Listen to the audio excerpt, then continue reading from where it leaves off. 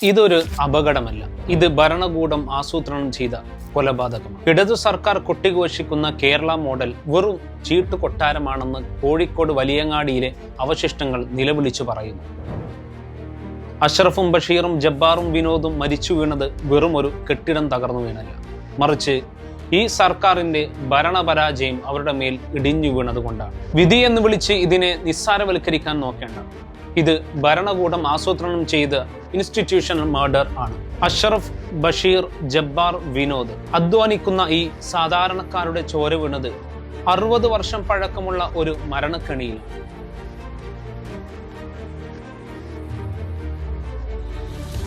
നോക്കുക, 2023 ജനുവരി 9 ചേർന്ന corporation council യോഗം എടുത്ത തീരുമാനമാണിത്.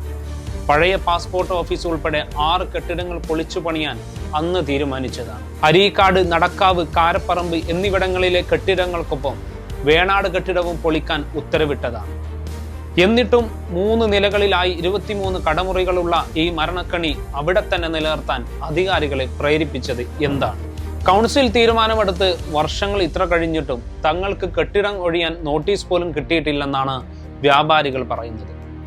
50 മീറ്ററോളം നീളത്തിൽ ആ കോൺക്രീറ്റ് ബീം തകർന്നു വീഴുമ്പോൾ അവിടെ പൊലിഞ്ഞത് അധ്വാനിക്കുന്ന മനുഷ്യരുടെ ജീവനാണ്. ആ കെട്ടിടം പൊളിച്ചു നീക്കാൻ കോഴിക്കോട് കോർപ്പറേഷന് എന്തായിരുന്നു തടസ്സം? ഉദ്യോഗസ്ഥരുടെ അലംഭാവമോ അതോ ഭരണാധികാരികളുടെ നിസ്സംഗതയോ? ഇടത് സർക്കാരിന്റെ കെടുകാര്യസ്ഥതയിൽ കേരളത്തിലെ സിസ്റ്റം അടിമുടി പരാജയപ്പെട്ടിരിക്കുന്നു. വലിയങ്ങാടിയിലെ ഈ ചോരക്കറക്ക് ഭരണകൂടം ഉത്തരം പറഞ്ഞേ തീരും. കോഴിക്കോട് മാത്രമല്ല, കോട്ടയം മെഡിക്കൽ കോളേജിൽ ചികിത്സ തേടിയെത്തിയ ബിന്ദു എന്ന സഹോദരിയും ഇതേ സിസ്റ്റത്തിന്റെ ഇരയായത് ഓർമ്മയില്ല. ആശുപത്രികൾ പോലും മരണപ്പുരകളാകുന്ന ദുരവസ്ഥ.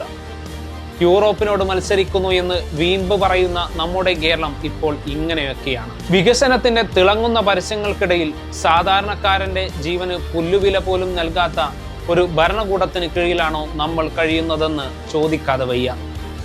ഇവിടെ ഫയലുകൾ നീങ്ങാൻ ആളുകൾ മരിക്കണം എന്നാണ്. ഓരോ മരണം നടക്കുമ്പോഴും അന്വേഷണ പ്രഖ്യാപനങ്ങളുമായി വരുന്ന ഈ നാടകം ഇനിയെങ്കിലും അവസാനിപ്പിക്കണം. ഉത്തരവാദിത്തങ്ങളിൽ നിന്ന് ഒഴിഞ്ഞു മാറുന്ന ഈ സർക്കാരിനെ വിചാരണ ചെയ്തേ മതിയാകും. നിങ്ങളുടെ അനാസ്ഥയ്ക്ക് ഇനിയും എത്ര സാധാരണക്കാർ ബലിമൃഗങ്ങളാകും? പൊലിഞ്ഞുപോയ ജീവനുകൾക്ക് മുന്നിൽ ശിരസ് നമിക്കുമ്പോൾ ഒന്നു മാത്രം ഓർക്കുക: ശബ്ദമുയർത്താതിരുന്നാൽ അടുത്ത ഇര നിങ്ങളോ ഞാനോ ആകാം.